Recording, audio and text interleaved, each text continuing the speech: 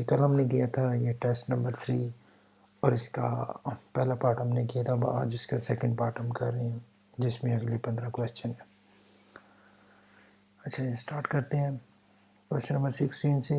In a narrowing without priority sign there is a tourist that drag a trailer and a bus without knowing which one entered first, which vehicle has preference।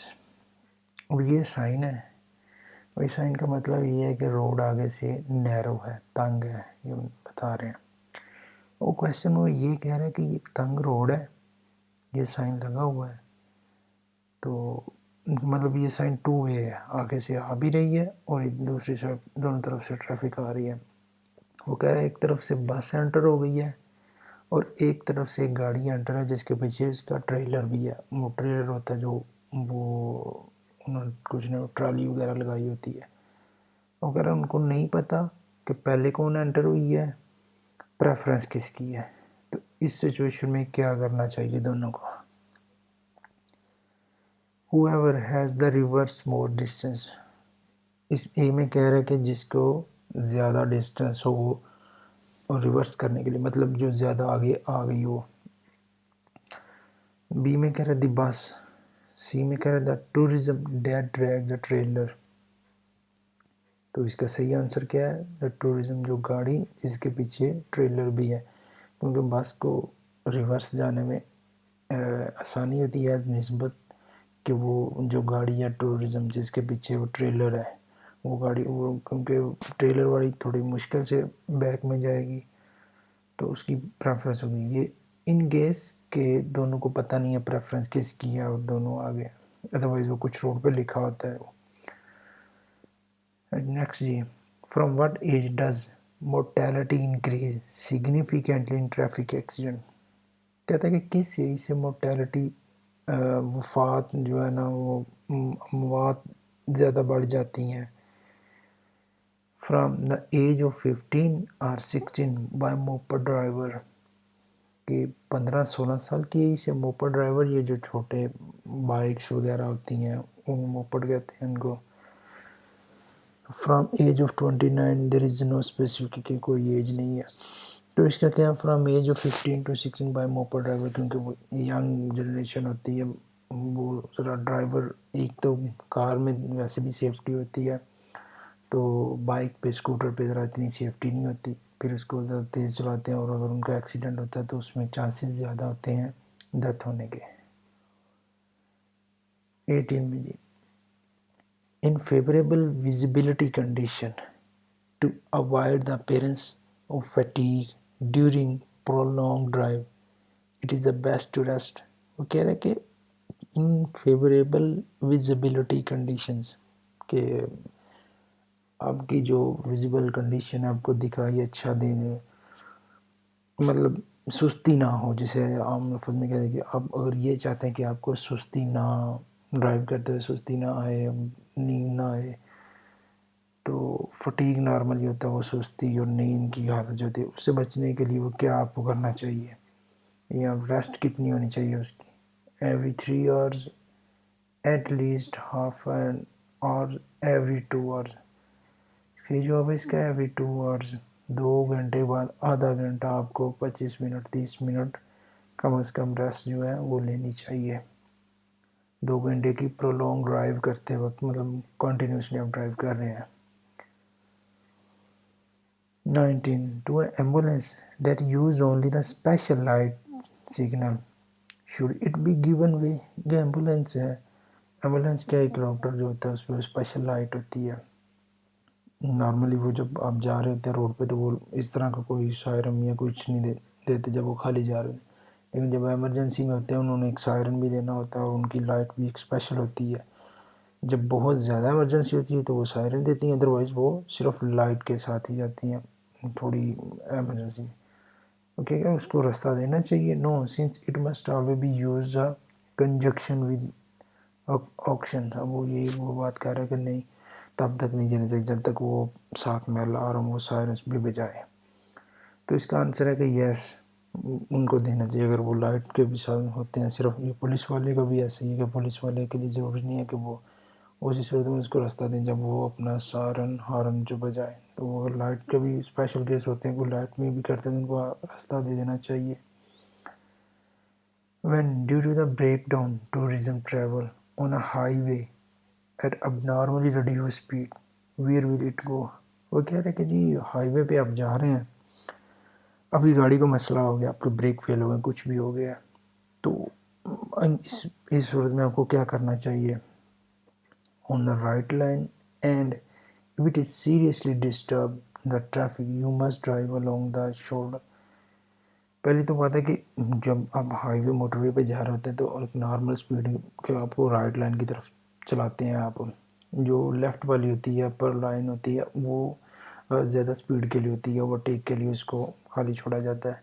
अच्छा, इसमें वो कह रहे को right line की तरफ आ जाएं जब आप समझिएगा ज़्यादा मसला हो रहा है, स्पीड ज़्यादा स्लो हो गई है, पीछे से गाड़ियों डिस्टर्ब हो रही हैं, उनकी स्पीड का मसला है, तो आप उसको और ज़्यादा शोल्डर राइट शोल्डर की तरफ कर लें, क्योंकि हाईवे पे जगह होती है तकरीबन ये 1.5 मीटर की जगह होती है, 1 मीटर 1.5 मीटर की जगह होती है, तो वहाँ पे आप उसको ड्राइव कर लें ताकि जो पीछे वाली हैं वो आराम से गुजर सकें। Shoulder no not be obstacle by कि वो शोल्डर पे आप कर लें कि वो पिछली को ज़्यादा मसला ना हो। By the right line always, right line always way, हमेशा राइट की तरफ जाएं।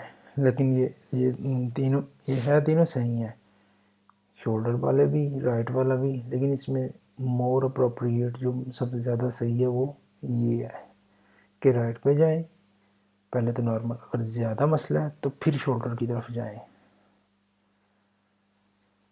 21 Are modern antihistamines safer for driving?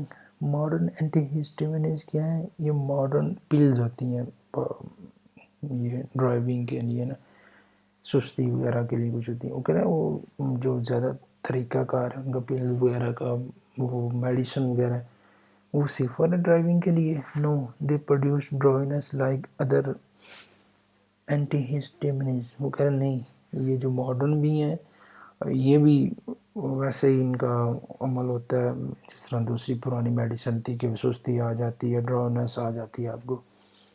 Viewing yes but they should not be mixed with alcohol और अदर मेडिकेशन। वो कह रहे हैं हाँ, लेकिन इसको सिर्फ दूसरी मेडिकेशन और अल्कोहल वाली आइटम के साथ मिक्स करके नहीं लेना चाहिए, तो फिर ये अफेक्टेड होगी। ठीक है, अब 22 में है in this area can the conductor circulate or stand on it। अब ये एरिया जो बड़े रोड होते हैं, टू वे होते हैं, उसमें बीच में कुछ में वो दीवार इस तरह नहीं बनी होती वो, और इस तरह के उन्होंने बना दिए थे। कह रहे हैं कि ड्राइवर जो है वो यहाँ पे खड़ी कर सकता है या उसको पार्क कर सकता है, इस पर चला सकता है। No, neither circulate not stand. कह रहे हैं इस पर पार्क भी नहीं कर सकता और इस पर चला भी नहीं सकता। स्टॉप यस, सर्कल नो, कि स्टॉप कर सकता है लेकिन चला नहीं सकता। यस ऑल ड्राइवर कहता है हाँ जी हर ड्राइवर इस पर कर सकता है, तो इसका जवाब है इस पर ना खड़ी कर सकते हैं ना आप इस पर चला सकते हैं। दिस सिग्नल, अब ये सिग्नल क्या कह रहा है? ये सिग्नल आगे एक और सिग्नल आएगा वो भी इसी तरह का है लेकिन थोड़ा सा डिफरेंट है, उसका भी मैं तब बताऊँगा उसमें क्या सीन होता है। ये नॉर्मली तो होता है कि यहाँ पार्क नहीं करना आपने। indicate that you cannot park or stop on the side of the road where the signal is located। मगर जहाँ पे ये सिग्नल लगा हुआ है वहाँ पे आप ना स्टॉप कर सकते हैं ना पार्क कर सकते हैं। indicate that you cannot park on the side of the road where this signal is located।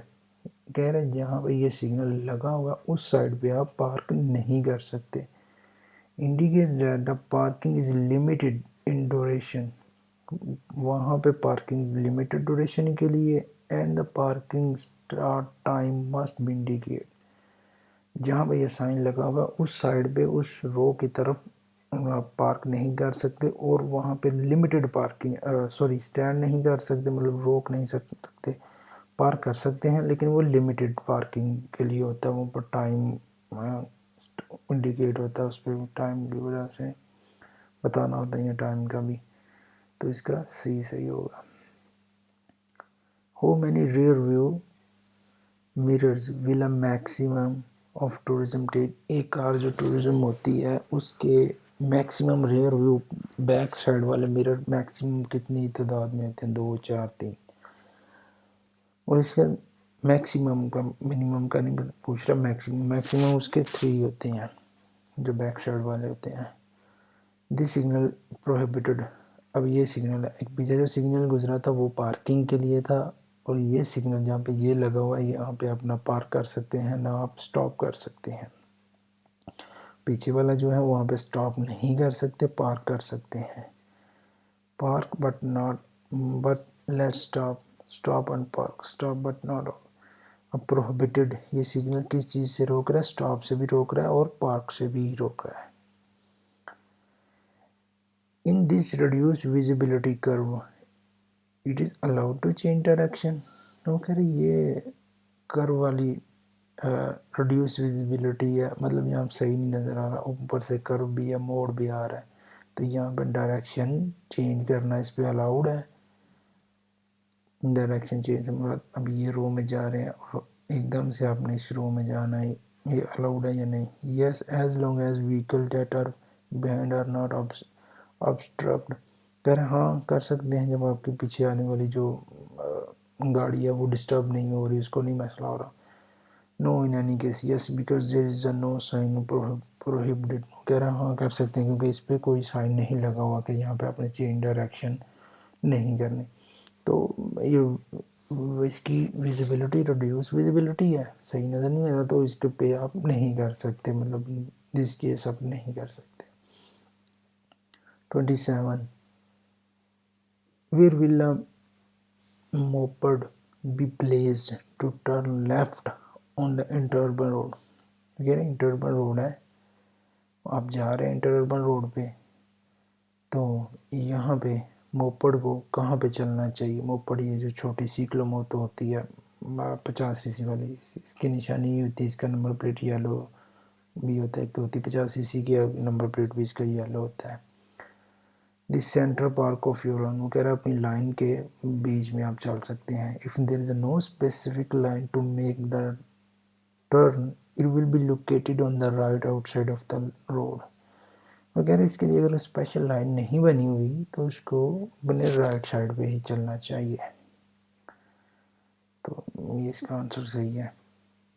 28 the driver indicate with the arm that he is going to turn left and has the right turn signal on, what should be valid। यार ये driver है, ये अपने arm से इशारा कर रहा है मैंने अपने बाएं जानब मुड़ना है, और इसका जो इशारा है जो इंडिकेटर है कार का वो राइट साइड वाला है, उसने लगाया हुआ है।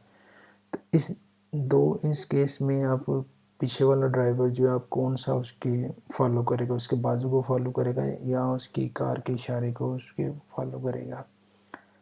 तो कौन सा वैलिड समझा जाएगा? कह रहे नन, कोई भी नहीं। दी arm that of the flasher के, उसकी गाड़ी का जो पीछे वाला इशारा उसको। तो इस केस में अगर ये भी जो उसका आर्म वाला उसकी प्योरिटी ज़्यादा है बजाय उसके अपने उसकी कार के, तो किसको फॉलो करेगा? उसके आर्म को।